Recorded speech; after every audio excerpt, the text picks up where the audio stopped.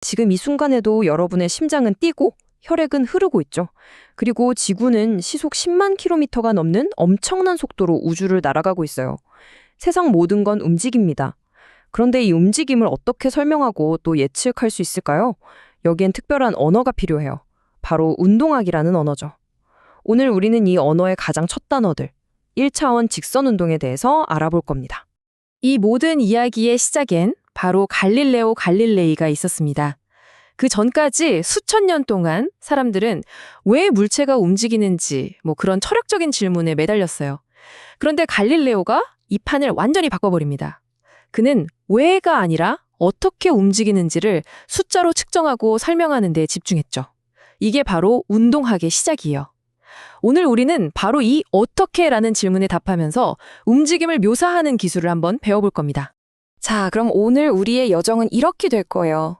먼저 움직임을 묘사하는 가장 기본적인 단어들, 위치와 속도의 정확한 뜻부터 배울 거고요. 이어서 움직임의 변화를 주는 가속도를 이해할 겁니다. 그리고 마지막엔 이 모든 걸 합쳐서 미래를 예측하는 마법 같은 방정식들을 다뤄볼 거예요. 그리고 이걸로 자유낙하하는 물체랑 하늘로 솟구치는 로켓까지 한번 분석해 보자고요. 좋습니다. 그럼 첫 번째 장부터 시작해 볼까요? 모든 움직임을 이해하기 위한 가장 기본적인 세 가지 벽돌, 바로 위치, 변위, 그리고 속도입니다. 첫 번째 개념은 변위인데요. 이거 아주 간단해요. 위치가 얼마나 변했는가를 나타내는 거예요. 여기서 핵심은 내가 총 얼마나 걸었냐가 아니라 출발점이랑 도착점이 얼마나 달라졌냐는 거죠. 여기 공식처럼 그냥 나중이치에서 처음 위치를 빼주기만 하면 끝입니다. 이 미식축구 경기장 그림을 한번 보세요. 개념이 확 와닿을 거예요. 선수가 경기장을 한 바퀴 돌아서 총 120야드를 뛰었다고 쳐보죠. 이건 우리가 이동거리라고 불러요.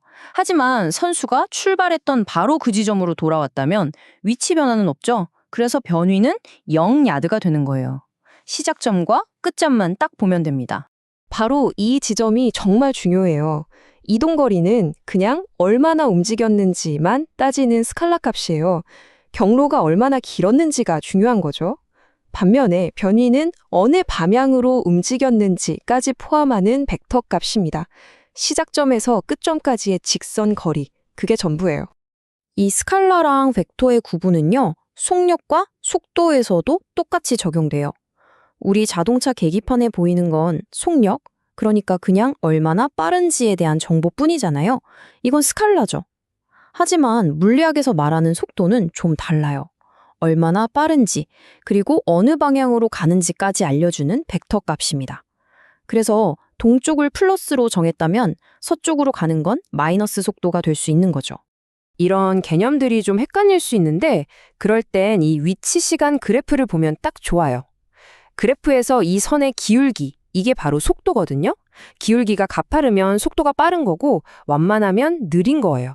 위로 향하면 플러스 속도, 아래로 향하면 마이너스 속도, 그리고 이렇게 수평선이면 속도가 0, 즉 멈춰 있다는 뜻이죠.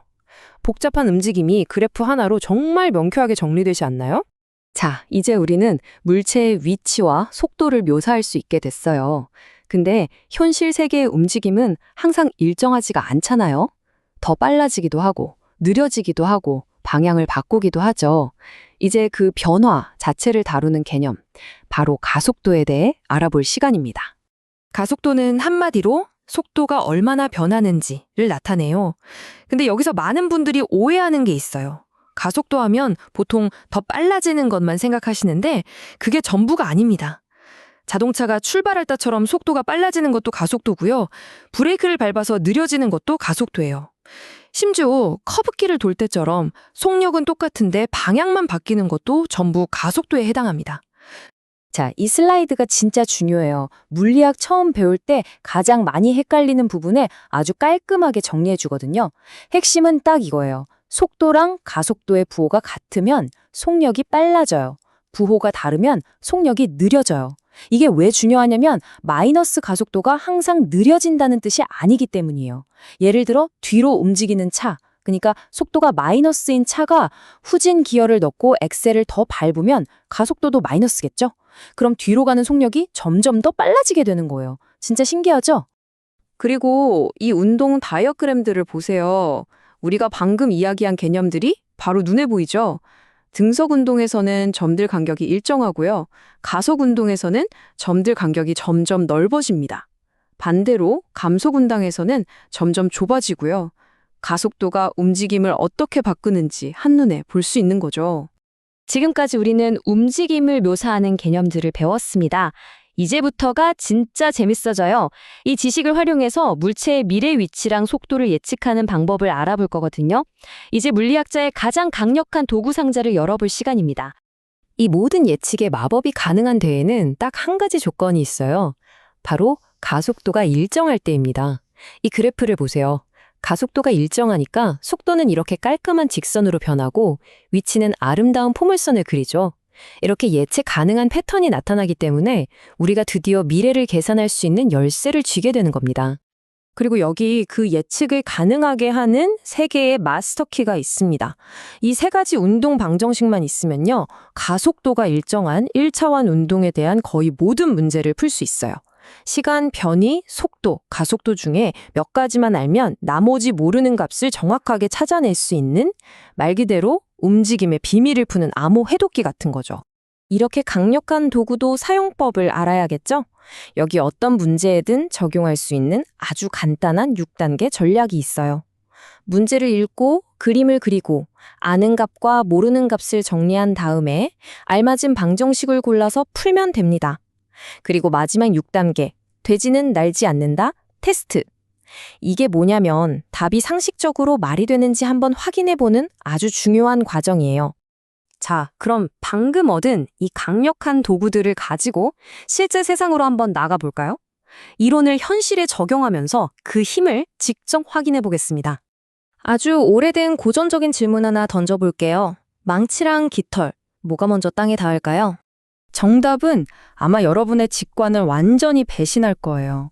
물론 지구에서는 공기저항 때문에 깃털이 천천히 떨어지죠. 하지만 공기가 없는 진공 상태라면 망치와 깃털은 정확히 동시에 바닥에 닿습니다. 왜냐하면 지구 중력은 모든 물체를 질량이랑은 아무 상관없이 똑같은 가속도 g, 즉 초당 9.8m씩 빨라지게 끌어당기기 때문이에요. 이 원리를 따라가다 보면 정말 아름다운 운동의 대칭성을 발견하게 돼요. 물체를 위로 던졌을 때 올라가는 동안 속도는 줄어들고 내려오는 동안에는 다시 빨라지잖아요. 근데 최고점에서 속도가 순간적으로 0이 되는 그 찰나에도 가속도는 변함없이 아래 방향으로 초당 9.8m 제곱으로 작용하고 있습니다. 가속도는 절대 사라지지 않는 거죠. 그리고 이런 원리들은 로켓 발사처럼 엄청 복잡해 보이는 문제도 해결하게 해줘요. 비결은 문제를 나누는 거예요. 로켓의 비행을 2단계, 즉 엔진이 작동하면서 위로 가속하는 1단계랑 연료가 다 떨어진 후에 중력만 받으면서 움직이는 2단계로 나누는 거죠. 이렇게 하면 복잡한 비행 전체가 우리가 풀 수 있는 간단한 등가속도 운동 문제 2개로 바뀌는 거예요. 정말 똑똑하죠? 자, 그럼 한번 정리해 볼까요?